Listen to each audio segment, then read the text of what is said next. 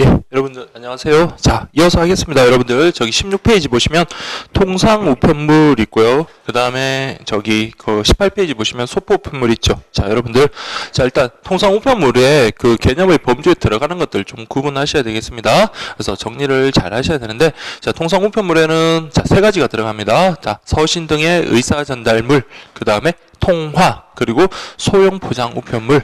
그러니까 물건이라도 크기에 따라서 작은 물건이면 통상 우편물로 들어가고요. 크기가 큰 물건은 소포 우편물로 들어간다라는 거, 그렇게 여러분들 정리되셨죠.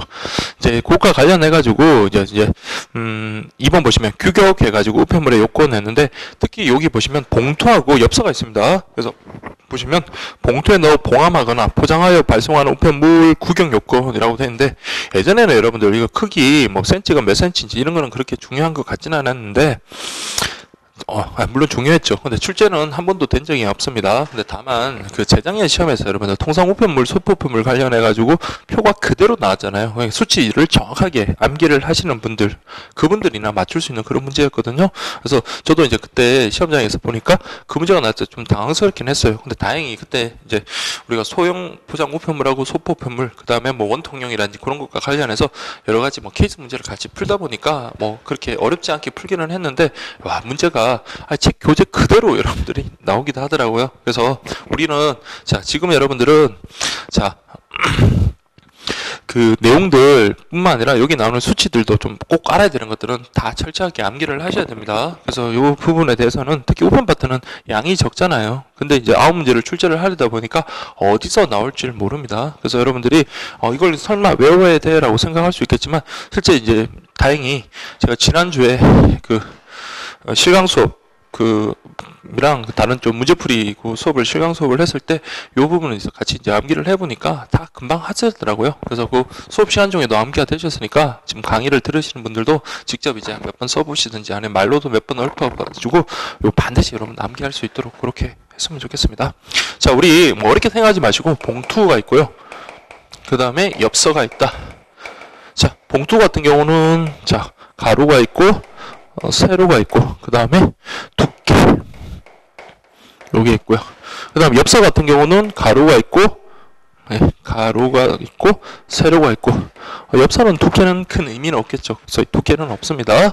그 다음에 여기 이제 무게는 시험에 한번 나왔습니다. 무게, 여기도 무게, 이렇게 구분하시면 됩니다. 자, 여러분들 봉투든 엽서든 최소 요건은 같다. 즉 규격의 부피와 관련해서 최소 요건은 같다. 그래서 90, 140 이렇게 보시면 됩니다. 그래서 여기도 90, 140 이렇게 보시고요. 그리고 이제 뭐 제가 수업 시간에는 막 우스갯소리로 여성분들의 신발 사이즈 그렇게 얘기를 했는데, 그래서 여러분들 봉투의 가로는 자, 남자 신발 사이즈 아니에요. 그래서 235 이렇게 가면 되겠습니다. 됐죠? 그 다음에 이제 우리 세로의 크기와 관련해서는 자, 이 부분 자, 140 있죠. 그럼 여기서부터 120, 그 다음에 130 이렇게 가면 되고요. 근데 얘만 좀 외워주면 됩니다. 얘는 얼마다? 170 이렇게 정리를 하시면 돼요. 그래서 봉투의 규격 요건 둘 다 봉투랑 엽서랑 둘 다 최소 요건은 같다. 그래서 가로, 세로 관련해서 140, 90. 이제 90, 140으로 외우시면 편합니다. 90, 140. 가로가 더 길죠. 그래서 90, 140, 90, 140. 그렇게 한 다음에 가로, 봉투의 가로는 최대 길이는 몇 cm까지? 여성분들 일반적인 신발 사이즈. 자, 235. 이렇게 좀 정리를 하시고요. 그 다음에 이 140을 기준으로 해가지고 나머지 부분 채워 나가면 됩니다. 120, 130. 얘는 140을 넘죠. 그래서 여기는 170. 이렇게 정리를 하시고요. 자, 두께에 관련해가지고. 자, 두께는 0.16에서 5mm다 라는 거 좀 정확하게 기억을 해 주십시오. 그래서 뭐 시험에 나오든 안 나오든 최소한 이 정도는 암기를 하고 들어가셔야 됩니다. 자, 그 다음에 이제 무게. 이거는 실제 시험에 나왔지만 아까 규격, 부피와 관련해서는 봉투와 엽서의 최소 요건은 같았습니다. 그렇지만 두께는 무게는 달라요. 자, 요거는 3g에서부터 50g 이렇게 되고, 엽서는요 2g에서부터 5g 꼭 기억을 하십시오. 자, 그래서 여러분들이 이렇게 정리하시면 됩니다. 그래서 우리 교재 16페이지, 17페이지 보시면 자, 보세요. 크기 세로 90에서 130, 그 다음에 가로는 140에서 235. 그래서 교재에 나와 있는 것보다 이런 식으로 제가 이렇게 정리한 것처럼 이렇게 정리하는 게 가장 쉽더라고요. 뭐 여러분들이 뭐 나름의 방법이 있으면 모르겠지만 여러분 나름의 방법이 있으면 그렇게 하시고 저는 이렇게 정리하니까 한 번에 정리가 다 되는 것 같더라고요. 그 다음에 두께는 0.16부터 5mm, 그 다음에 무게는요 3g부터 50g까지입니다. 그램. 그 다음에 엽선은요, 그렇죠, 오른쪽에 보시면 엽선은 90, 140 그리고 120, 170 이렇게 됐죠. 그 다음에 두께는 없고요. 무게는 2g부터 5g까지. 그래서 최소 무게 여건도 다르죠. 그래서 요 혹시라도 또 있는 그 표 그대로 여러분들 문제한 다음에 숫자지를 이렇게 바꿀 수 있으니까 그거 좀 대비하시기 바랍니다. 실제로 제가 그 예전에 그 재작년 문제를 응용해가지고 요 문제도 그런 식으로 한번 만들어 봤더니 되게 실제로 좀 뭐 새롭더라고요. 그래서 여러분들도 이런 식으로 좀 정리를 한번 해볼 필요 있고 그 외의 내용들도 여러분들 확인하셔야 됩니다. 그래서 모양은 당연히 둘 다 직사각형 형태고 그 다음에 재질 관련해서 종이 뭐 그렇게 보시고요. 특히 이제 우편 번호와 관련해서는 2015년 8월 17일 8월 1일이라고 되어 있나요? 자, 어쨌든 여러분들 저기 예전에는 뭡니까? 우편 번호가 우리가 6자리였다가 지금은 5자리다. 지금 워낙 요즘 우편 이용을 안 하시다 보니까 우편 번호가 지금 5자리로 바뀐 거 모르신 분도 계실 수 있습니다. 그래서 시험에 나온다면 6자리 넣으면 틀려요. 그래서 5자리 그렇게 좀 보시고요. 당연히 일체의 가려짐이 없어야 되겠죠. 그리고 우편 번호와 관련해서도 여러분들 여백 규격 같은 거 여백 좀 남겨놔야지 된다. 그래서 특히 상하 좌우 4mm 이것도 체크를 할게요. 상하 좌우 4mm 그렇게 보시면 되겠습니다. 그래서 그런 것들 보시고 자, 공백 공간 밖 주소 성명 등의 기재사항에 자 우편 번호는요 주소하고 성명을 쓰고 우편은 번호는 그 아래에 씁니다. 위쪽이 아니에요. 그 아래쪽 그것도 체크를 좀 해주시고요. 자, 그 다음에 해당 영역에는 우편 번호 외에는 다른 거 사용사항 표시하지 말라. 그렇게 보시고 그다음 표면과 내용물인데 이건 한번 읽어보시면 돼요. 그래서 문자, 도안, 표시에 발광, 형광, 인광물질 그런 것도 쓰지 말라. 보관할 때는 뭘 사용해라? 그렇죠. 풀이나 접착제를 사용해라. 그렇죠. 대신 뭐는 하지 않는다. 스테이플러, 이제 핀. 그 다음에 리벳 이런 것들을 해버리면 그 우편물 자체의 문제가 아니라 다른 우편물을 손상할 수 있기 때문에 그렇습니다. 그런 거는 사용 불가고 풀이나 접착제 그렇게 가능하다 이렇게 보시고요.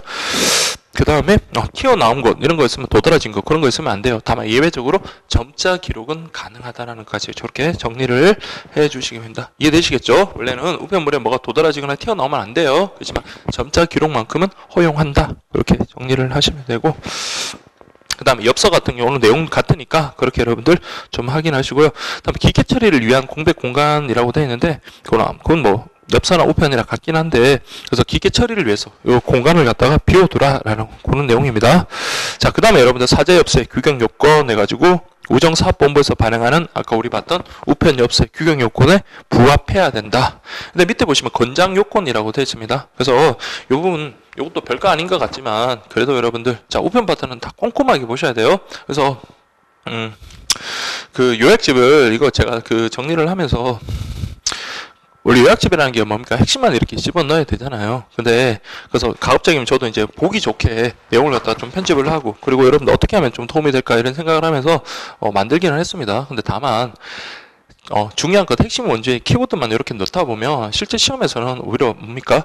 다른 시험처럼 이 범위가 그렇게 한정이 되어 있는 게 아니라면 모르겠는데 이게 범위가 한정이 되다 보니까 그 문장 자체가 시험으로 나와버려요. 그래서 이걸 줄이더라도 너무 대폭 줄여버리면 여러분 시험에 이게 도움이 안 될까봐 그게 걱정이 되게 많이 되더라고요. 그래서 여러분들이 이 부분을 좀 보실 때 그래서 가급적이면 제가 원문 그대로 살리되 정말 이거는 여러분들이 기본 상식선에서 맞출 수 있는 것 그리고 더 이상 시험에 안 나올 것 그런 것들은 그냥 과감하게 삭제하고 그리고 흐름 위주로 이렇게 좀 잘 이해할 수 있도록 번호를 매겨가면서 그렇게 정리를 한 거거든요. 그래서 요약집 자체가 좀 두께가 있습니다. 두께가 있는 게 너무 이렇게 줄여버리면 요약집 자체만으로 시험 대비가 어렵기 때문에 그래요. 그래서 이 부분은 제가 말씀드리지만 그 기본서하고 내용이 똑같다고 그렇게 보시면 됩니다. 뭐 빠진 거라고는 정말 이제 뭐 쓸데없는 말들, 뭐 쓸데없는 말이라는 표현은 그렇지만 정말 시험에 안 나오거나 아니면 여러분들이 상식선에서 알 수 있는 뭐 중복된 말이라든지 그런 것들만 제거를 한 거니까 그러니까 흐름 자체를 보시는 데는 요약집으로 이렇게 보시는 것도 괜찮습니다. 그래서 이걸로도 수험 준비 똑같이 그렇게 준비가 되고요. 그래서 이런 것들 있죠. 권장 요건 이런 것들은 이렇게 줄일 방법이 없는 거예요. 그래서 그대로 썼습니다. 그래서 보시면 색상 70% 이상의 반사율을 가진 자, 어떤 색깔이요? 흰색이나 밝은색. 이게 여러분들 의무사항이 아니라 뭐라고 됐어요? 권장 요건이라고 됐습니다. 그래서 그렇게 70% 이상의 반사율, 그 임배출 쳤죠. 그 다음에 재질 같은 경우는 1제곱미터당 70g 이상. 그러니까 종이가 너무 얇아도 안 된다. 그렇게 보시면 됩니다. 여러분들 A4지에 여러분들 한번 보시면 어떤 거, 그러니까 복사용지에 잘 걸리는 게 보면 제곱미터당 70m거든요. 거의 얇은 종이고요. 그보다 조금 이제 일반적으로 많이 쓰는 게 75m 제곱미터당 그 75g이고요. 그 다음에 이제 좀 종이에 잘 복사기에 잘 안 걸리는 게 좀 두꺼운 종이가 80g 제곱미터당 80g 그런 겁니다. 그래서 일반적인 여러분 종이 있죠. 복사용지 정도 그 정도 생각하시면 되겠습니다. 그래서 최소한 제곱미터당 70g 이상이다. 그렇게 보시면 되겠고요. 그 다음에 여기는 불투명도입니다. 그래서 속이 훤하게 들어 보여서는 안 되고 불투명도가 75% 이상이다. 그럼 뭡니까? 가급적 안을 보여주지 말라 이 말입니다. 그래서 불투명도 75% 이상. 근데 반대로요. 창문형 봉투 같은 거는요. 우리 안에가 보여야 되겠죠. 그래서 우리 통신료, 요금 같은 거 이런 걸 볼 때는 창문형 봉투로 해서 저기 비닐 커버 같은 거 그런 걸로 돼 있는 경우 있죠. 그때는 어떻다고요? 이 불투명도가 그렇죠. 불투명도가 높으면 높을수록 잘 안 보이니까 창문형 봉투는 불투명도가 낮아야 되겠죠. 그래서 이때는 20% 이상이 아니에요. 20% 이하. 이렇게 정리를 하시면 됩니다. 그래서 일반적으로 봉투는 불투명도 75% 이상. 다만 창문형 봉투는 20% 이하. 이렇게 좀 정리를 하시죠. 말장난 혹시 나올 수 있으니까 그렇게 속지 않도록 하시면 좋겠고요. 그 다음 뭐 3번 다음에 뭐 4번 뭐 등등 이런 거 한번 읽어보시면 되고 4번에는 그냥 여러분들 보시면 앞면의 윗부분 2분의 1과 뒷면 전체 등 허락된 공간에만 원하는 사항을 표기할 수 있다. 그래서 봉투 같은 경우는 뒷면, 우편 엽서 같은 경우는 기재란, 띠종이 같은 경우, 자, 띠종이 굵은 글씨로 제가 했죠. 띠종이는 앞면의 윗부분의 2분의 1, 윗부분의 2분의 1, 그리고 뒷면은 전체 이렇게 해가지고 그때는 필요한 사항을 기재할 수 있다. 그 외에는요 쓰지 말라는 겁니다. 그래봤자 뭐 앞면의 아랫부분 2분의 1 정도는 쓰지 말라는 겁니다. 그래서 필요한 사항 뭐 주소라든지 그런 것들 써야 되니까 그때는 쓰지 말라. 그 다음에 5번도요. 우편물의 뒷면하고 엽서에 허락된 부분에는 광고가 기재가 가능하다. 다음 우편 엽서의 경우 평판 인쇄, 사제 엽서는 제외된다. 뭐 등등 해서 이렇게 쭉 한번 읽어보시면 되겠습니다. 그래서 이제 그 띠종이 그것과 관련해가지고 그렇게 보시면 되겠고요. 특히 이제 그 광고 엽서 그것과 관련해서 그렇게 보시고 특히 띠종이 그 관련해서 여러분들 그 부분 알아볼게요. 자, 니은번의 B번 한번 보세요. 신문 형태인 경우 발송인의 주소 성명은 어디? 앞면이 아니라 뒷면에다가 기재를 한다는 거. 그거 띠종이라는 거 여러분들 아시죠? 그래서 이렇게 우편물이 있으면 띠를 이렇게 두른 종이로 띠를 이렇게 두른 경우인데 신문 같은 경우 신문 형태면 어디다가 쓰라? 주소 같은 거는 뒷면에다 쓰라는 거. 앞면이 아니라는 거. 그거만 좀 체크를 해 두시면 되겠습니다. 자, 그 정도 보시고 C번 보시면 신문 형태가 아닌 전기 간행물 같은 경우는 만약에 A4 이하다 그러면 우편물 원형 그대로 띠종이를 사용해도 되고 사용하되 다만 접어둔 상태가 편편하고 균일한 것은 접어서 이렇게 발송이 가능하다. 이렇게 이해를 하시면 되겠고요. 그 다음 광고 엽서와 관련해서는 위에 것만 보시면 돼요. 자, 광고 엽서. 자, 제가 만약에 광고 우편 엽서를 발행하고 싶다. 그렇다고 광고주가 여러분들 발행하는 건 아니에요. 자, 그것만 조심하시면 됩니다. 어떻게 한다고요? 그렇죠. 광고 우편 엽서는 발행 신청서가 도착한 날로부터 10일 이내에서 누가 우정사업본부에서 그걸 갖다가 심사, 적합성을 검토한 후 누가 발행한다고요? 우정사업본부에서 발행한다. 그래서 광고 엽서, 기한, 도안 같은 그런 거는요. 광고주가 여러분들 우정사업본부에 제출하면 거기서 적합성 여부를 심사. 적합성 여부라는 거요. 너무 뭐 선정적이라든지 내용이 어떤 사회질서에 반하는 그런 내용이면 부적합하겠죠. 그러면 발행이 안 되겠지만 어쨌든 발행 주체는 우정사업본부. 그거 하나 체크를 하시고요. 그 다음에 여기 보시면 그래서 보시면 즉 광고주가 아닌 우정사업본부에서 발행함이 중요하라고 제가 쓴 거고요. 그 다음에 사죄할 수 없다. 여기까지만 보시면 됩니다. 그래서 이거는 사죄, 개인이 만들 수 없다. 이렇게 보시면 되겠습니다. 아시겠죠? 그래서 사죄할 수 없다랑 발행은 누가 한다? 우정사업본부에서 광고 우편 엽서를 발행한다. 그렇게 보시면 되겠습니다. 자, 그 다음에 이제 우리가 보실 게 소포 우편물이거든요. 그래서 소포 우편물이라는 거는 통상 우편물을 제외한 모든 물건, 그것과 관련해서 소포 우편물이라고 한다. 이렇게 보시면 되겠습니다. 그래서 구분해서 보편적, 선택적. 역시 소포 우편물도 우리 앞에서 봤지만 자, 몇 킬로 기준? 20kg 기준이다. 이렇게 보시면 되겠고요. 물론 등기 취급한 것도 20kg 기준. 이렇게 보시면 되겠습니다. 자, 취급 대상 관련해 가지고 자, 요 부분 별거 아닌데 시험에 좀 나왔습니다. 서신 등의 의사 전달물, 통화 같은 경우는 통상 우편물이니까 이거 이외의 물건을 포장한 우편물이다. 자, 여러분 백지 노트는요. 그냥 말 그대로 뭡니까? 안에 내용이 하나도 없습니다. 그래서 의사 전달물이 아니에요. 그래서 그냥 하나의 물건으로 봐서 백지 노트는 뭘로 취급한다?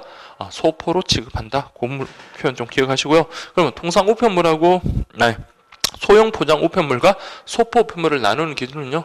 크기에 따라, 즉 가로, 세로, 높이, 그 부피, 크기.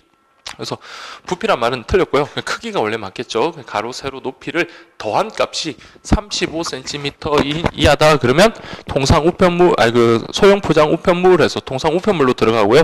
35cm를 넘었으면 그때는 소포 우편물 그렇게 보시면 되겠습니다. 자, 그게 2번 설명이고요. 3번 보세요. 소포 우편물에는 원칙적으로 서신을 포함할 수 없습니다. 그래서 소포 우편물을 여러분들 자, 우리 포장해서 배송할 때 안에 뭐 넣으면 안 돼요? 서신 같은 거 같이 넣으면 안 됩니다. 다만 예외가 있죠. 우리 이제 소포 우편물에서 우리 쇼핑몰에서 택배 같은 거 많이 받아보셨잖아요. 그때 뭐 했습니까? 우리 상품 이용해 주셔서 감사하다는 감사 인사 메모라든지 아니면 사용 설명서 같은 거 있잖아요. 그 물건에 대한 사용 설명서 아니면 납품 영수증 그런 것들은 가능하다. 그 내용입니다. 그래서 원칙적으로 서신을 포함할 수는 없으나 물건과 관련 있는 납품서, 영수증 등등 감사 인사 메모 등은 함께 보낼 수 있다. 아시겠죠? 자, 그렇게 여러분들 보시면 되겠습니다. 그 다음 이제 소포 우편물 같은 경우 보내려면 여러분 접수 그 단계를 거쳐가지고 그렇게 하는데 접수 검사 내용품 문의를 합니다. 그래서 의심스럽다. 이 안에 뭐가 들었어요? 그렇다고 임의로 여러분 개폐하면 안 돼요. 그래서 임의로 개폐하는 게 아니라 안에 내용물을 갖다가 문의를 해요. 뭐 들었다? 근데도 의심스러우면 뭡니까? 개피 요구를 해야 됩니다. 그래서 임의로 뜯어보면 안 되고 한번 열어보시겠어요? 라고 했는데 그때 거부하면요. 그렇죠. 접수 거부할 수 있습니다. 그때 접수 거절할 수 있다. 그 다음에 포장 상태 당연히 중요하죠. 이 우편물뿐만 아니라 다른 우편물에 오염을 가할 수 있기 때문에 제대로 포장을 했는지 그걸 확인한 다음에 접수를 한다. 그리고 이제 요금도 징수를 해야 되겠죠. 그래서 요금과 관련해서는 그렇게 문제되지 않습니다. 그래서 우리 화폐라고 생각될 수 있는 모든 것들 다 가능하다. 이렇게 보시면 됩니다. 현금이든 신용카드든 우편안이든 다 된다. 이렇게 보시면 됩니다. 그리고 우표도 됩니다. 자, 착불이라고 되네요. 착불은요, 그렇죠. 수취인이 내는 거죠. 근데 물론 착불이라는 건 무조건 허용되는 게 아니라 수취인의 동의를 받은 경우에 가능해요. 자, 그 다음에 등기소포와 보통소포와의 차이라고 되어 있는데요. 자, 요 경우 그래서 등기소포라는 것은 자, 일단 우리 앞에서 봤지만 뭐에서 차이가 납니까? 배달 기한에서 차이가 나죠. 그래서 등기소포 같은 경우는 접수한 다음날까지고, 그 다음 일반 소포 같은 경우는 접수한 다음날부터 3일까지다라는 어떤 그 배달 기한에서 차이가 나고, 그 외에는 여러분들 요 내용들 좀 꼭 기억을 하십시오. 그래서 등기소포라는 것은 그렇죠. 취급 과정이 쭉 기록이 되는데 반해서 일반 소포는 기록되지 않는다.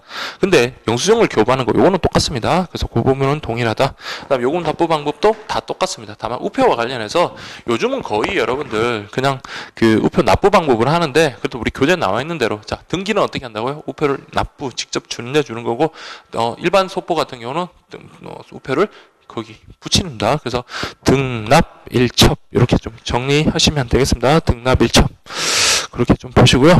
그 다음에 등기소포 된 경우는 자 보세요. 망실, 훼손, 지연 배달됐다. 그러면 손해배상 청구가 가능하다. 요 국내우편에서 여러분 그렇게 보시면 돼요. 국내우편에서는 등기 취급됐으면 등기가 등기 취급이 돼야지 손해배상이 가능합니다. 그래서 국내우편에서는 그렇다. 그래서 어쨌든 요 내용에서는 맞는 말이에요. 손해배상 가능하다. 반면에 일반 소포는 손해배상도 안 되고요. 그래서 반송료도 따로 없다. 반면에 등기소포 같은 경우는 반송시 반송 수수료를 징수하고요. 그 외 부가취급도 가능하다. 그래서 요 등기소포와 일반 소포 차이점, 공통점 정도. 공통점이라고 해봤자 영수증 교부라든지 그런 것들인데, 어쨌든 그렇게 여러분들 확인하시면 되고요. 그 다음에 이제 20페이지 보시면 방문 접수에서 우체국 택배. 딴 게 아니라 그냥 뭡니까? 집에 있으면 우체국에서 택배 기사님이 오셔가지고 그 우편물을 수령해 가는 거 있죠. 그 소포 우편물을 수령해 가는 거. 그게 바로 방문 접수 우체국 택배다. 이렇게 보시면 되겠습니다. 자, 그래서 종류 보시면 개별 택배, 계약 택배 있죠. 개별 택배라는 것은 보통 일회성입니다. 자, 제가 군대를 간다고 하숙집에 있는 짐을 고향집으로 보낸다. 그럼 뭐예요? 이건 뭐 정기적이거나 어떤 사전 계약을 맺어서 하는 게 아니라 필요에 따라서 전화를 한 다음에 그런 계약을 맺는 거죠. 그게 바로 개별 택배고요. 뭐 쇼핑몰 하시는 분들 같은 경우는 매번 전화하기 번거롭잖아요. 그래서 매일 일정한 시간, 물론 비정기적이도 상관없어요. 정기적이든 비정기적이든 어떤 사전 계약을 맺고 뭐 정해진 시간에 오든 아니면 뭐 임의로 뭐 편하실 때 오시세요. 이것도 가능합니다, 솔직히. 그래서 어쨌든 그렇게 사전에 계약을 맺어서 택배를 그렇게 우리 발송하는 거, 그게 바로 계약 택배. 아시겠죠? 개별 택배, 계약 택배. 요 용어는 어려운 건 아니지만 크로스 안 되게끔 그것만 조심하시면 되고요. 자, 그 외에는 여러분들 그냥 한번 쭉 읽어보시고, 특히 이용 방법은 다 됩니다. 뭐 전화로 해도 되고요. 아니면 방문해서 되고, 아니면 인터넷으로 접수해도 되고, 그렇게 되고요. 그다음 3번 보시면 당연하죠. 요금 수취인 부담 가능합니다. 그래서 우리 쇼핑몰 하시는 분들 뭐 얼마 금액 이상이 아니면 수취인 부담 그렇게 부과를 하잖아요. 그래서 그런 내용도 그렇게 확인하시면 되겠고요. 일단 4번만 좀 구분하시면 됩니다. 제가 방금 구분하십시오 했죠. 구분. 그래서 보다 방문 접수하는 거랑 그 다음에 창구 접수하는 거 요거랑 그 소포 번호를 구분되게 그렇게 접수하라는 거고 구분. 그거 제가 정리해놨으니까 그렇게 좀 체크를 하시면 될 것 같습니다. 자, 그 다음에 여러분 21페이지 보시면 우편물의 접수라고 되어 있네요. 그래서 접수 검사, 접수 시 기재사항을 확인하고 규정 위반이 발견됐다. 그 규정 위반 발견됐다고 여러분들 모든 공무원들은 마찬가지입니다. 청구 서류가 여러분들 미비하다 그러면 그냥 무조건 거부할 게 아니라 제일 먼저 뭐 해야 돼요? 보완을 요구해야 되죠. 고객님 이거 잘못 기재했는데요. 아니면 이거 빠뜨렸는데요. 이거 좀 메꿔 주시겠습니까? 수정해 주시겠습니까? 이렇게 한 다음에 그제서야 불응하면 뭡니까? 그때는 이제 접수 거부할 수 있는 겁니다. 아시겠죠? 자, 우편물의 포장 검사 뭐 제가 필요 없는 건 다 빼버리고 중요한 것만 넣었어요. 요것만 확실히 좀 기억하십시오. 자, 요거는 잘 기억하십시오.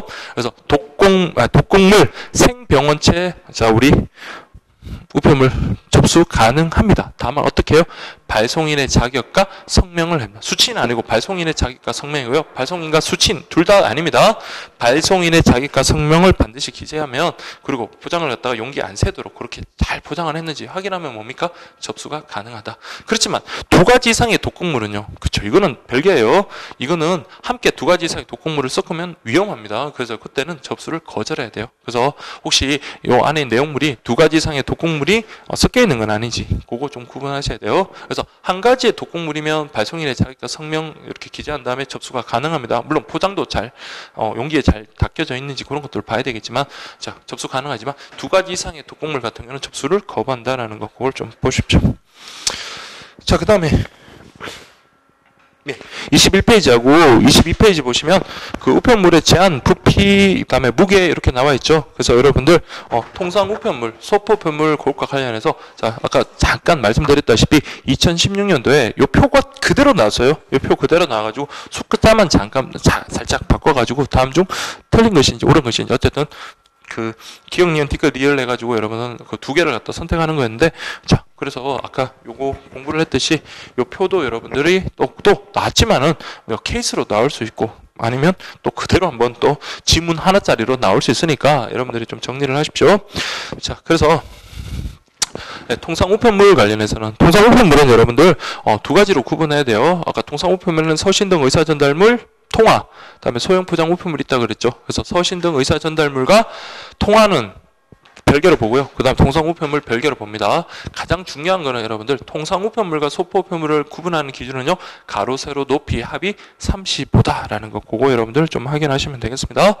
그러면 선생님 저기 서신 등의 의사 전달물 그 다음에 통화 같은 경우는 제한 부피가 어떻게 됩니까? 라고 하면 최소 부피, 최대 부피 그렇게 구분하셔야 되겠죠. 자, 우리 교재에 나와 있는 통상 우편물의 최소 부피는 어떻게 됐나요? 여기 시험에 나왔어요. 자, 몇 cm, 몇 cm? 9cm, 14cm 그렇게 돼 있을 겁니다. 그래서 우리 21페이지고 중간에 마지막이네요. 자, 통상 우편물 해가지고 최소 부피는 9cm, 14cm. 최대 부피는요. 가로, 세로, 높이 다 합쳐서 얼마요? 90cm. 다만 한 변의 길이가 너무 길면 비정상적인 결혼도 포장이 돼버리잖아요. 그렇기 때문에 최대 변의 길이는 60cm를 넘을 수 없다. 이렇게 보시면 되겠습니다. 그래서 자, 뭐 일단 이렇게만 보세요. 그래서 통상 우편물의 최소 부피는 14하고 9. 요거 암기하셔야 돼요. 요 시험에 그대로 나왔습니다. 14하고 9고 그 서신 등의 의사 전달물은 최대 부피가요. 그렇죠. 90cm. 서신등 의사전달물 통화는 90cm고요. 그 다음에 소형 포장물은요 35. 이게 최대 부피겠죠. 35를 넘어가 버리면 소포품물로 가버립니다. 자, 이렇게 부피 이렇게 보시면 되겠습니다.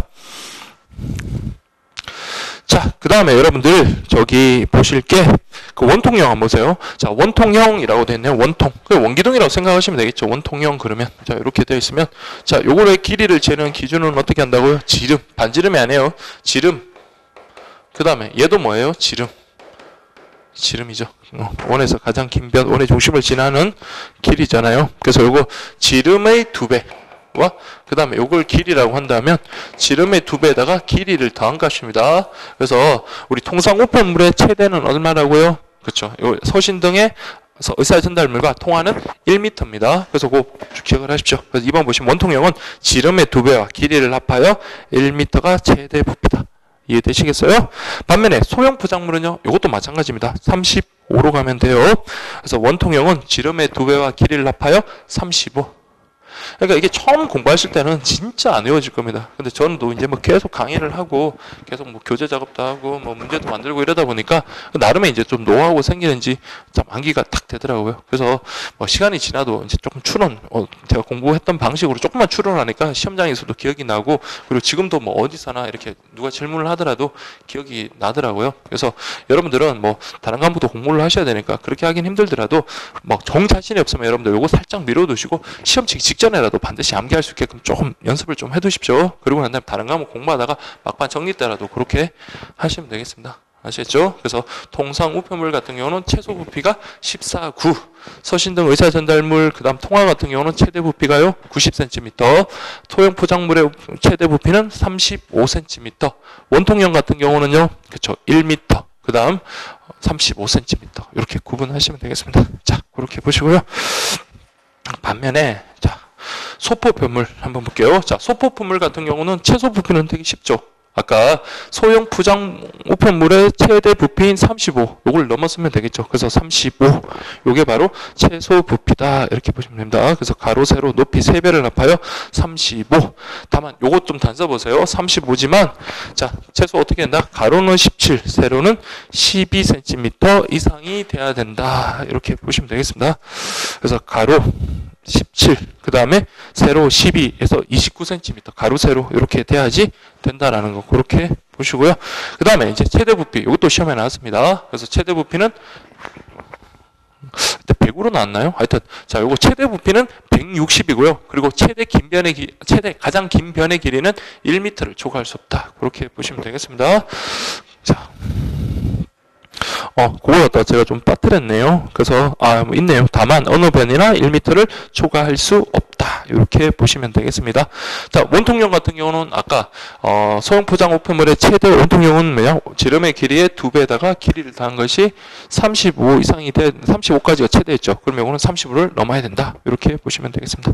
됐나요? 자, 이렇게 보시고, 그 다음에 부피를 봤으면 여기도 이제 무게를 보셔야 됩니다. 그래서 통상 우편물의 최대 무게, 최소 무게는 자, 2g부터 6,000g이다. 이렇게 정리를 하셔야 돼요. 2g부터 6,000, 즉 6kg이다. 요거 잘 보시고요. 그러니까 일반적인 통상 우편물의 최대 무게는 6,000이에요. 근데 국내 특급, 즉 당일 특급이나 이길 특급, 즉 국내 특급을 갖다가 하면 통상 우편물이라도 최대 무게는 30kg가 됩니다. 30kg요. 그래서 소포 우편물의 최대 무게가 30kg랑 같이 대응이 되는 겁니다. 그래서 그렇게 비교를 하셔야 돼요. 그래서 자, 최대 무게 보세요. 2g에서 6,000g. 반면에 소포 우편물 같은 경우는 무게가 뭡니까? 30kg 이렇게 지금 되어 있습니다. 아시겠죠? 자, 그렇게 보시고요. 자, 좀 더 디테일하게 한번 들어가 볼게요. 자, 이거 시험에 나오진 않는데 그 통상 우편물의 최대 무게와 관련해서 자, 소형 포장 우편물이겠죠? 자, 여기 보시면 자, 우리 달력이라든지 서적이라든지 그런 게 뭐 다량으로 보내면 요금 감액을 받을 수 있거든요. 자, 요금 감액을 받는 거는 무게가 더 늘어나요. 1200g. 반면에 요금 감액을 받지 않는 거는 800g. 통상 우편물이라도 국내 특급 이용하는 경우는요 30kg. 그 표현이 있을 겁니다. 예, 거기 저기 제일 위에 보시면 단 전기 간행물, 서적, 달력 등 요거 요금 감액을 받으면요 받는 게 더 늘어나요. 1200g. 요금 감액을 받지 않는 거는 800g. 국내 특급은 30kg까지다. 이렇게 보시고요. 자, 그렇게 보시면 되고요. 그 다음에 소파품물 같은 경우 기타 사항에 보시면 우편 간서의 장은 발송인가의 사전 계약에 따라서 방문 접수하는 경우에는 그 제한 무게, 그 계약 같은 것들 그런 거 크기라든지 무게를 달리 정할 수 있다. 이거는 가능하겠죠. 그러니까 개별 약정에 의해서 뭐 자유롭게 정할 수 있는 거죠. 그래서 우편 간서 뭐 포장의 크기라든지 그런 것들이 운송 수단이나 그런 것들을 고려해 가지고 달리 정할 수 있다 이 말입니다. 네, 그렇게 보시고요. 제가 거기 정리 방법이라고 그렇게 지금 되어 있는데 요 순서대로 여러분 잘 하셔야지 케이스 문제가 나오면 충분히 좀 잘 풀기가 쉽습니다. 그래서 첫 번째 보시면 통상 우편물의 경우 서신, 의사 전달물, 통화, 그 다음에 소형 포장물 요걸 일단 구분하셔야 되죠. 그래서 통상 우편물 같은 세 가지가 있으니까 두 가지하고 한 가지 이렇게 구분하셔야 돼요. 서신 등의 의사 전달물 통화와 소형 포장 우편물 구분하시고 이게 만약에 소형 포장 우편물이면 혹시 소포편물이 되는 건 아닌지 그것도 구분을 하셔야 되죠. 그래서 이거는 35cm를 기준으로 구분한다. 그 다음에 이제 각각의 최소 최대 부피 무게까지 고려해서 그렇게 한다. 그래서 그 연습 문제 하나 제가 넣어둔 거 있죠. 이번에 그 진도별 모의고사에 넣었던 문제인데 요약집에도 넣었거든요. 자, 그래서 여러분들 한번 보세요.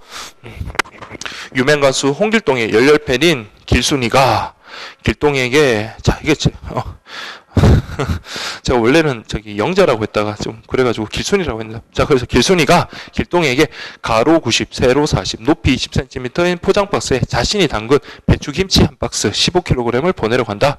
이때 계리직 공무원에 합격하여 발령을 받은 지 얼마 되지 않은 갑은 고민에 빠져 있다. 이렇게 지금 돼 있네요. 그러면 이런 사례가 나왔습니다. 그러면 여러분들 확인 한번 할게요. 자 가로, 세로, 높이 다 합치면 얼마입니까? 150이죠. 근데 아까 우리 자 지금 김치 한 박스가 있습니다. 김치가 서신 등의 의사 전달물 아니고요. 통화도 아니고 단지 문제가 되는 건 물건이기 때문에 소형 포장 우편물이냐 소포편물이냐 그 구분을 해야 되는데 가로 세로 35를 기준으로 가로 세로 높이 합이 35를 기준으로 하는데 이거는 한 변의 길이만 해도 35가 넘어가죠. 그래서 이거는 당연히 소포 우편물로 가면 됩니다.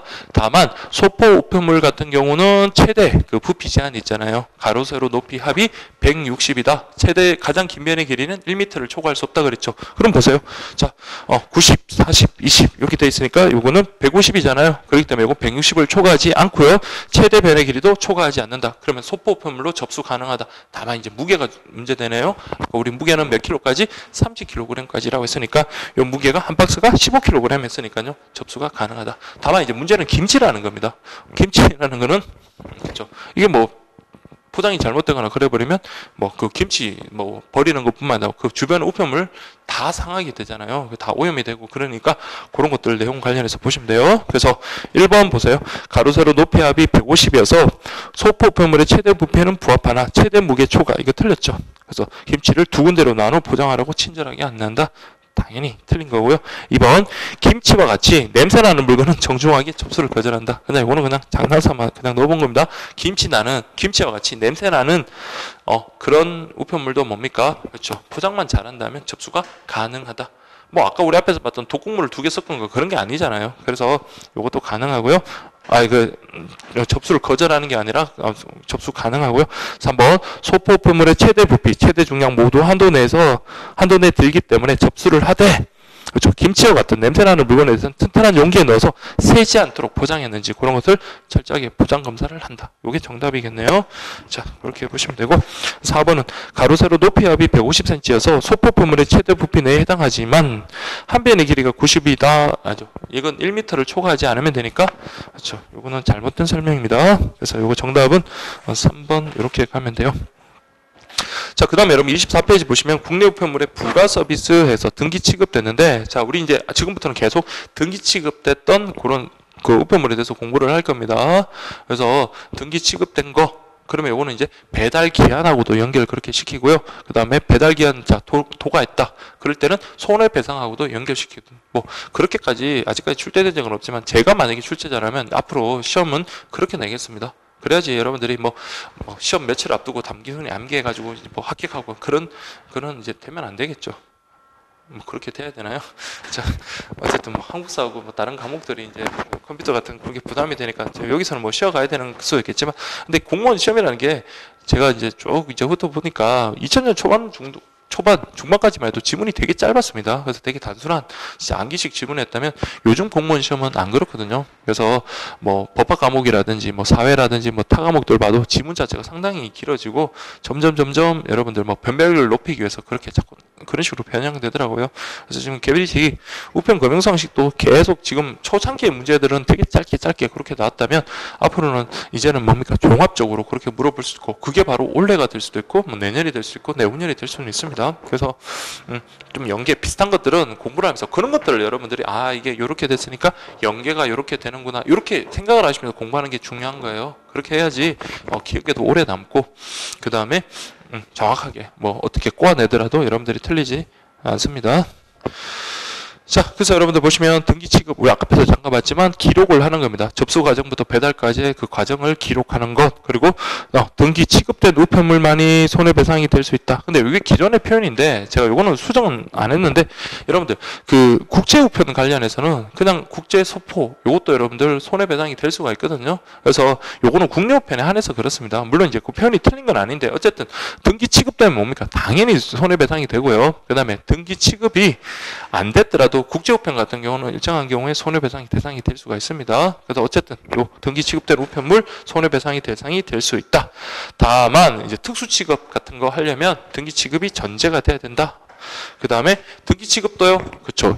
통상 우편물이면 2kg 이하. 그 다음 소포 우편물 같은 경우는 20kg 이하라면 보편적 우편 서비스의 대상이 된다. 그래서 우리 국민들이 저렴한 요금으로 등기 취급 또 할 수 있게끔 하고 있다. 이렇게 보시면 되겠습니다. 이해되시겠죠? 그래서 말을 그렇게 꼬지는 않겠지만 어쨌든 등기 취급도 역시 보편적 우편 서비스의 대상이 됩니다. 대상이 될 수 있다. 그렇게 2kg, 20kg 이렇게 구분해가지고 일단 등기 취급의 대상에서 제가 1번부터 6번까지 이렇게 되는데 제가 이렇게 나누는 게 이렇게 이제 보시면 이제 우리가 이런 것들 하나하나씩 공부를 할 겁니다. 1번 자 모든 통상 우편물은 등기 취급의 대상이 된다. 맞는 질문이에요. 그래서 내가 서신등을 보낼 때 보다 안전하게 그렇게 보내기 위해서 뭡니까? 등기 취급하면 돼요. 그래서 모든 통상 우편물은 등기 취급의 대상이 된다. 맞습니다. 그래서 내가 원하는 사람, 즉 원하는 사람이면 누구든지 통상 우편물에 대해서 등기 취급할 수 있다. 그래서 1번 보세요. 고객이 우편물의 취급 과정을 기록할 필요가 있다고 판단하고 그러니까 본인이 통상 우편물이든 소포 우편물이든 내가 뭐예요? 등기 취급해야겠다 생각하는 우편물이면 언제나 등기 취급할 수 있다. 이렇게 보고요. 그 외에 이제 여러분들 보시면 2번 보세요. 보험 취급입니다. 자, 우리 25페이지 나오는 보험 취급 그 표 있죠? 그 표로 이렇게 한 번에 이렇게 좀 정리를 했는데 그래서 한눈으로 보기 이렇게 해가지고 그렇게 돼 있는데 그런 식으로 여러분들 보험 취급한 건 4가지. 첫 번째가 통화 등기, 물품 등기, 유가증권 등기, 안심 소포 이렇게 구분되어 있는 거 요 4가지도 등기 취급한다. 그러면 요 4가지의 공통점은요, 그렇죠? 등기 취급. 요게 바로 공통점이 되는 겁니다. 그게 이제 대금 교환해서 자 여러분들 이때는 자 제가 괄로 치고 밑줄 친 거 있죠? 꼭 치고 별표 하나 치십시오. 그래서 요거는 예전에는 등기 통상 우편물도 가능했지만 이제는 안 됩니다. 그래서 요거 등기 소포만 가능하다. 그렇게 좀 기억을 하시고요. 그 다음에 그 각종 증명 취급 우편물, 뭐 내용 증명이라든지 뭐 특별 송달 뭐 그런 것들이 있을 수 있겠고요.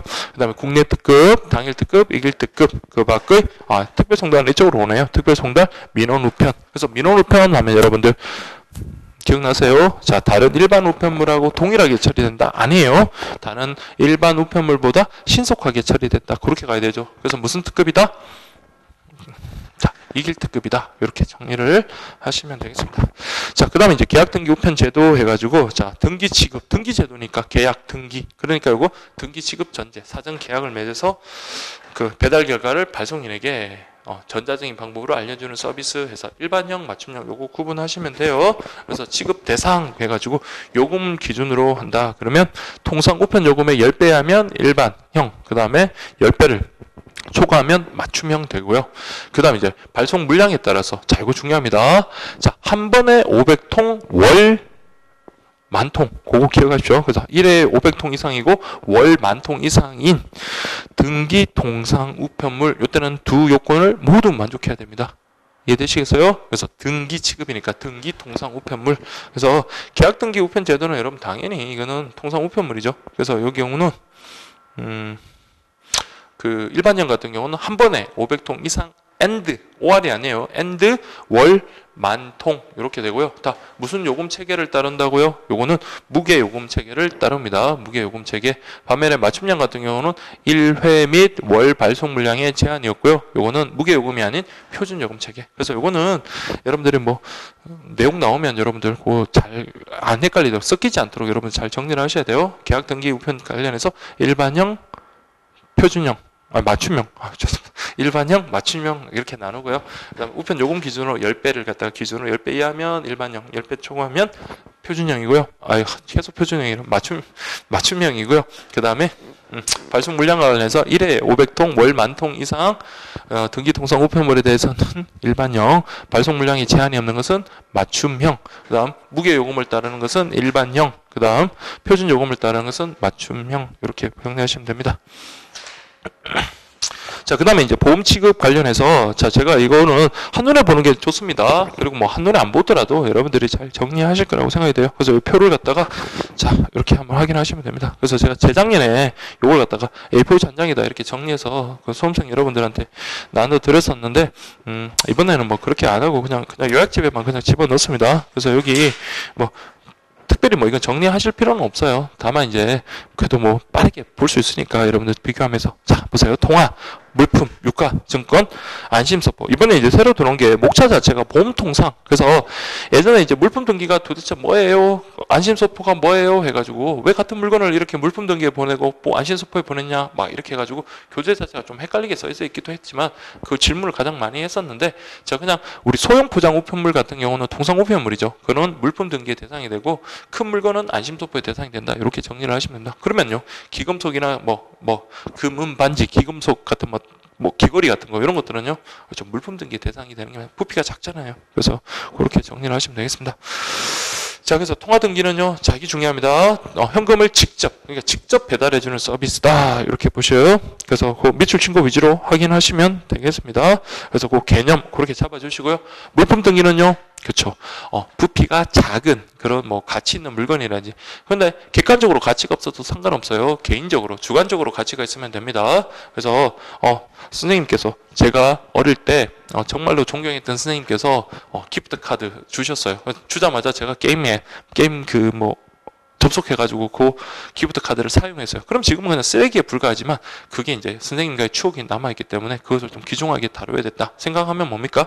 물품 등기 해가지고 이 보험 취급할 수도 있는 겁니다. 그래서 어쨌든 객관적으로 가치가 없더라도 뭐 어쨌든 뭐 사진이라든지 낡은 사진이라든지 낡은 뭐 편지 아니면 조그만한 뭐 되게 가격이 싼 그런 물건이라도 물품 등기로 인해 물품 등기를 통한 어떤 보험 지급은 가능하다는 거 꼭 기억하십시오.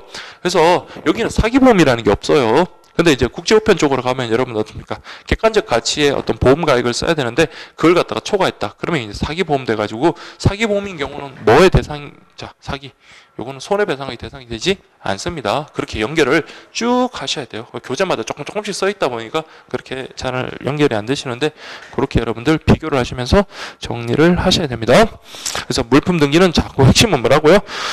그렇죠. 통상 우편물에 한정된다라는 거. 통상 우편물이라고 하면 서신 여기에 제한되는 게 아니라 뭐까지요? 소정 포장 우편물도 들어가죠. 그래서 작은 물건도 물품 등기다. 그래서 특히 주관적 가치가 있다고 신고하는 것. 그 다음에 이제 유가 증권 등기라고 되네요. 그래서 현금과 교환할 수 있는 우편한 정서나 수표 따위 이런 유가 증권을 갖다가 보험 등기 봉단에다 넣고 우리 송달하는 거다. 그 다음에 소포 통상 소포 통상 이렇게 지금 됐네요. 이제 이거는 그 소포 통상이 아니라 그 보험 소포라고 하십시오. 보험 소포. 자, 죄송합니다. 보험 통상이고 오른쪽에는 보험 소포 이렇게 돼야 되죠. 보험 소포. 소포 통상이 어디 있습니까? 보험 소포. 그래서 이거는 안심 소포 이렇게 보시면 되겠습니다. 그래서 안심 소포만이 어디로 간다? 보험 취급된 소포 우편물 이렇게 보시면 돼요. 그래서 해당 보험 가액을 배상해 주는 부가 취급 제도다라고 그렇게 되어 있습니다. 그래서 보험 취급이라는 게 여러분들 안에 있는 객관적인 가치의 내용을 갖다가 배상해 주는 게 아니에요. 그래서 우리가 그 보험 봉투 표면에 적혀 있는 보험 가액 있죠. 그걸 배상해 주는 거다. 이렇게 보시면 되겠습니다. 그래서 등기 소포를 전제로 한다. 그래서 300만 원 이하의 가액. 기금속 보상료 같은 경우는 어디로요? 그렇죠. 안심 소포가 아닌 그 소형 포장 우편물이니까 물품 등기로 접수하도록 안내하고, 자, 부패하기 쉬운 냉동 냉당 식품은 접수를 거절하는 게 아니에요. 자, 우리 언제까지? 이튿날까지 도착할 수 있는 것이면 가능합니다. 자, 그렇게 보시면 되겠고요. 그래서 등기 소판의 내용물은 발송인이 참관하여 반드시 내용물, 그러니까 이게 편법으로 쓸 수 있으니까, 그래서 이거 내용물은 반드시 발송인이 참관해서 반드시 확인하도록 해라, 이렇게 보시면 되겠고요. 그다음 취급 조건과 관련해서 여러분들 아주 중요합니다. 그래서 비교하세요. 자, 통화 등기는요, 그렇죠, 국내 통화에 한정되고, 자, 여러분들 우리 보험 취급, 그다음에 그 뒤쪽에 나오는 대금 교환과 관련해 가지고는, 자, 돈과 관련되는 거는 100만 원 이하, 물건과 관련되는 거는 300만 원 이하, 이렇게 정리하시면 돼요. 그러면 지금 방금 통화 등기니까 돈과 관련되죠. 그럼 100만 원 이하, 이렇게 보시면 되고요. 다만 국내 통화에 한정된다. 그 다음에 물품 등기는요, 그쵸, 물건이죠. 그러면 300만 원 이하, 이렇게 보시면 됩니다. 그래서 물품 가액은, 자, 이거는 객관적인 가치를 쓰는 게 아니라, 우리 아까 말씀드린 다슨 기프트 카드 아니면 그 낡은 사진, 이런 거는 객관적 가치가 어쩌면 빵원일 수도 있는 거예요. 그렇지만 요거는 물품 가액은 발송인이 그냥 정하면 되는 겁니다. 그래서 물품 가액은 발송인이 정하고, 우리 취급 담당자는 관여할 필요 없어. 그걸 왜 그렇게 쓰십니까? 이렇게 관여할 필요가 없다, 이렇게 보시고요. 그 다음에 여기는 뭐 유가증권 그것과 관련해 가지고는 유가증권 등기와 관련해서는 수표와 관련해서 2천만 원 이하다, 그렇게 보시면 되고요. 그 다음에 사용된 유가증권이나 기프트카드는 그냥 하나의 쓰레기잖아요. 좀 죄송합니다. 물건이잖아요. 그래서 이거는 유가증권 등기로 하는 게 아니라 어디로? 물품 등기로 하도록 그렇게 접수 가능하다, 이렇게 보시면 되고, 그리고 이제 안심소포 물건이죠. 근데 다만 이건 최저 가격이 있습니다. 그래서 300만 원 이하긴 한데, 우리 그 물품 등기와 다르게, 자, 이거는 최소 10만 원 이상이 된다라는 그런 한계가 있다, 이렇게 보세요. 그래서 안심소포의 가격은 10만 원 이상 300만 원 이하, 그리고 신고 가격은 발송인이 역시 정한다. 역시 관여할 필요 없다, 이렇게 보시면 되겠습니다. 그래서 그 편저주 보시면 돈과 관계되는 것 100만 원, 물건과 관계되는 것 300만 원 이하. 그래서 대금 교환이 나오면 이것도 뭘까요? 당연히 100만 원 이하, 이렇게 가시면 되죠. 그리고 2016년도에는 공고가 나오고 난 다음에 추가 공고 나가지고요. 특히 이제 수정되는 부분 관련해서 대금 교환해서, 예전에는 100원 이상 50만 원 이하 이렇게 됐었는데, 그때가 4월인가 5월인가 그때 이제 추가 공고 나가지고 대금 교환이 이제 가액이 바뀌었습니다. 그때 제 기억으로 바뀌었던 게 우편파트에서는 2개였어요. 그래서 대금 교환 관련해서 50만 원이 100만 원으로 바뀌었다. 그래서 이제는 공부하기 더 쉽죠. 돈과 관계되는 거니까 100만 원 이하, 이렇게 바뀌었고, 그 다음에 이제 그 수치, 그다음 뭐였죠? 그 IBRS 그 관련해가지고 그 인쇄물하고 봉투의 요금, 그게 이제 그때 바뀌었던 그 기억이 있는데, 아무튼 그 뒤쪽에 나오면 그때 또 말씀드리겠습니다. 뭐 이번에도 뭐 아직 추가 공고가 나온 것 같지는 않으니까, 그래도 여러분들이 지금은 요 우정사업본부에서 공고한 거 있죠. 요걸 중심으로 그냥 공부하시면 돼요. 좀 이제 발빠르신 분들은 법령도 찾아보고, 그다음에 그 우체국에서 실제로 지금 판매하고 있는 상품들 이렇게 찾아보고 하시는 분들 많은데, 괜히 그거 찾아보고 여러분들 헷갈려요. 물론 이제 그걸 통해서 정확하게 아는 건 좋지만, 어쨌든 기준은 여러분들 요렇게 보셔야 돼요. 왜 그러냐면 이걸 자체를 갖다가 시험 기준으로 했는데, 그렇게 찾아봐서 그게 정답이라 그러면 여러분들 다 막 이의 신청하고 난리가 날 거예요. 그래서 지금은 물론 이해가 안 되는 부분을 그렇게 찾아보고 하는 건 괜찮지만, 너무 그런데 여러분 신경 쓰지 마시고, 지금은 그냥 여기 나와 있는 내용들 있죠. 이걸 통째로 그냥 정리하고 암기한다고 생각을 하십시오. 거기에만 신경을 쓰시면 됩니다.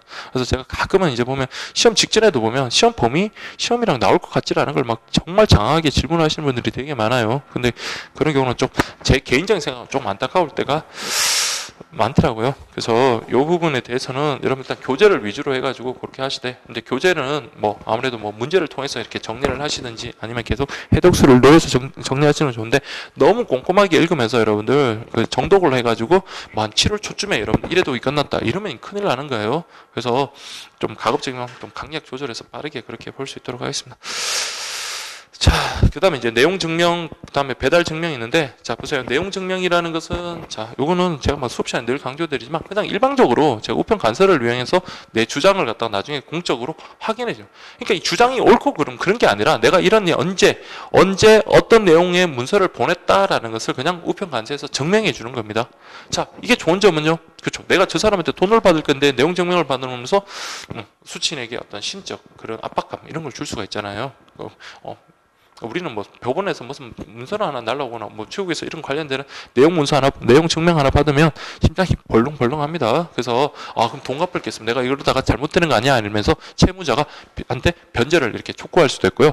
그 다음에 자, 우리가 아무리 채권이 있다 하더라도 일정 기간이 흘러버리면 소멸시효가 완성이 돼서 채권을 갖다가 주장할 수 없게 되거든요. 그래서 그쪽에서는 야, 소멸시효 완성됐어, 채권 소멸했어, 이렇게 항변한단 말이에요. 그래서 이런 채권 그 관련해서 소멸시효 완성을 갖다가 방지하는 그런 역할도 일정 부분 할 수 있습니다. 그래서 어쨌든 중요한 거는요, 자, 요거는 언제 어떤 내용의 문서를 보냈다, 그러니까 그 내용이 옳다 그렇다, 진실이다 것이다, 그게 아니라 언제 어떤 내용의 문서를 보냈다는 것을 우리 우편관서에서 그냥 확인해 주는 겁니다. 나중에 뭡니까? 진짜 소송에 갔다면 이게 유력한 증거가 될 수 있겠죠. 내가 너한테 돈 받을 게 있다고 내용 증명을 보냈는데 상대방 입장에서는 아무런 대꾸를 안 했어요. 그러면은 뭡니까? 그 주장에 대해서 일정 부분 시인하는 적이 되잖아요. 물론 그게 법적인 효력은 있는 건 아니지만, 그래서 나중에 후일 소송에서 유력한 증거 자료가 될 수 있다라는 그런 내용입니다. 그래서 중요한 거는요, 자, 이건 당사자 일방의 주장이에요. 그래서 이거는 어떤 특별한 법적 효력이 인정되는 것은 아니다라는 거. 그게 여러분들 1번, 2번, 3번 내용입니다. 제가 말씀드린 거 한번 읽어보시고 확인하시고요. 그 다음에 문자 관련해서 원칙은, 자, 이게 조금 바뀌었습니다. 한글 한자. 원래는 여기였는데 지금 외국어도 원칙적으로 쓸 수 있다, 이렇게 보시고요. 그 다음에 예외적으로 숫자 뭐 이런 거 당연히 써야 되겠죠. 숫자, 괄호, 구두점 등등 쓸 수 있고요. 그 다음에 내용이 공공의 질서, 선량한 풍속에 반한 내용이 아니어야 된다. 내용 문서에 보니까 당신 나한테 돈 빌리면서 돈을 갚지 않으면 당신의 눈알은 제 거라고 그렇게 말씀하지 않았습니까? 이제부터 당신의 눈알은 제 겁니다. 이런 건 뭐예요? 뭐 아니면 신체 포기각서 이런 것들은 선량한 풍속, 사회 질서에 반하는 내용의 그런 내용이잖아요. 그럼 요거는 뭐다? 문서의 내용으로 할 수 없다, 이렇게 보시면 됩니다. 아니면 뭐 당신이 나에게 어디 뭐 하우스에서 도박빚을 얼마 졌는데 빨리 갚으시오, 이런 것들은 뭡니까? 역시 선량한 풍속, 기타 사회 질서에 반하는 내용을 해서 우리 민법 103조에도 그렇게 나와 있어요. 그럼 무효를 한다. 그래서 그런 내용들의 내용 증명은 작성할 수 없다, 이렇게 보시고요. 자, 그 다음에 보시면 원본, 등본, 두통 제출 총 세 통 원칙이다. 그래서 원본 하나, 등본 둘 되거든요. 그 원본은 누구한테 준다고요? 수취인한테 갑니다. 원본을 우체국에서 보관하는 게 아니라 등본을 우리가 우체국과 발송인이 보관하고 우리 원본에 대해서는 수취인에게 발송한다. 그래서 그게 2번 내용이고요. 1번이고 2번은 여러분 보세요. 동문 내용 증명 우편이라고 되어 있는데, 원래 내용 증명 우편이라는 것은 자, 편지에 봉투에 그 주소 성명, 그 다음에 편지 안에 주소 성명이 같아요. 근데 동문 내용 증명 우편물이라는 것은 수취인이 둘 이상인 거예요. 그러면은 봉투에는 여러분 어떻습니까? 한 사람의 이름만 적혀서 그쪽으로 배달이 되겠죠. 그렇지만 안에 내용물에는요, 수취인 2명이기 때문에 겉과 속이 달라요. 그래서 봉투에 안에 내용물과 봉투 표면이 다르지만 이거는 예외적으로 인정을 해주는 겁니다. 그래서 보시면 수취인의 주소와 이름을 모두 기재한 등본 두 통과 각각의 수취인인 앞으로 보낼 내용문서의 원본을 제출해라, 이해되시겠죠? 그래서 이 등본은 우편관서 발송인이 보관하고 원본은요 각각의 수취인이 보관한다, 이렇게 보시면 되고, A4 용지 기준이고 원본과 등본은 둘 다 양면으로 작성이 가능하다. 만약에 내용을 갖다가 수정할 때는요 그냥 찍찍 꺾고 그렇게 해서는 안 되고, 삽입, 정정, 삭제, 글자에다가 발송인의 인장이나 지장 같은 거 그렇게 해서 정당하게 발송인이 내가 정확하게 수정했다, 정정했다, 그런 것을 확인할 수 있게끔 그렇게 해야 됩니다. 그래서 완전히 삭제하면 X 안 된다, 이해되시죠? 원래 기존의 내용하고 바뀐 내용을 알아볼 수 있게끔 어떻게 하라고요? 이렇게 하시든지 해서 삭제 이렇게 표시해가지고 그다음에 뭐 사인을 하든지 사인이 아니고 지장을 찍든지 도장을 찍든지 그렇게 해야 된다, 그렇게 보시면 됩니다. 그래서 5번은 원래 우편물의 봉투의 것과 성명 주소가 같아야 되지만 예외적으로는 동문 내용 증명 우편물이 있다, 그렇게 보시면 되겠고요. 그다음 배달 증명은 여러분 가볍게 보십시오. 그래서 배달하거나 교부했다면 그걸 누구한테요? 그쵸, 발송인에게 알려주는 겁니다. 이때 발송할 때 알려주는 발송 때의 배달 증명과 발송하고 난 다음에 알려주는 발송 후의 배달 증명 두 종류로 있고요. 배달 증명도 역시 마찬가지, 내용 증명도 마찬가지예요. 각종 증명 제도는 등기 취급을 전제로 하기 때문에 배달 증명은 등기 우편물에 한정하여 취급하고 배달 증명 줄임말 배증 거기다가 체크하면 되는 겁니다. 아시겠죠? 그렇게 표시해서 발송한다, 이렇게 보시면 되겠습니다. 자, 여기까지 하고 좀 쉬었다가 또 진행하도록 하겠습니다.